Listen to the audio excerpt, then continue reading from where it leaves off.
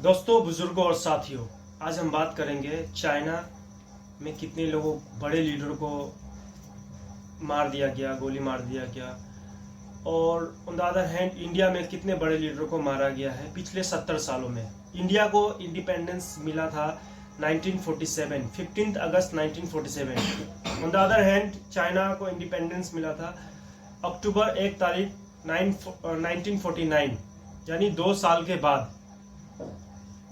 इससे हम ये समझ सकते हैं कि इंडिया को जो इंडिपेंडेंस मिला था चाइना से 2 साल पहले मिला था। पिछले 70 साल में जो हम अगर सर्वे करेंगे तो हमारे बड़े लीडर जो है 5-6 बड़े लीडर ऐसे हैं जिनको मार दिया गया। लेकिन अगर आप सर्वे करेंगे चाइना के बारे में, पिछले 70 साल में ऐसा कोई असैसिनेशन नहीं है। ऐसे बड़े लीडर को कोई भी रिपोर्ट्स आप फाइंड आउट नहीं कर सकते हैं जो जिसमें चाइना के बड़े लीडर को वहां के लोगों ने ही मार दिया हो। और चाइना का जो डेवलपमेंट हुआ है पिछले 40 साल में ही हुआ है। जो पूरे वर्ल्ड का जो है, अगर यूएसए को कंपटीशन दे सकता है, कोई यूएसए को कोई compete कर सकता है, वो है चाइना। और ये बहुत ही मेजर फैक्टर है कि पिछले 70 साल में ऐसा बड़े लीडरों को कोई भी मार नहीं पाया है।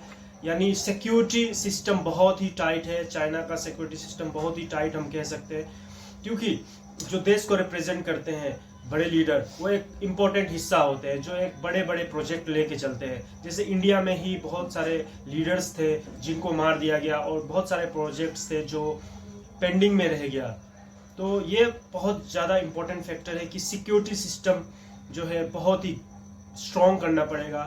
प्राइमरी फैक्टर ये है कि सिक्योरिटी सिस्टम बहुत ही स्ट्रॉन्ग करना पड़ेगा, सो डेट हम अगले जो नेक्स्ट 70 ईयर्स है उसमें हम तेज़ी से डेवलपमेंट कर सके और चाइना को बीट कर सके।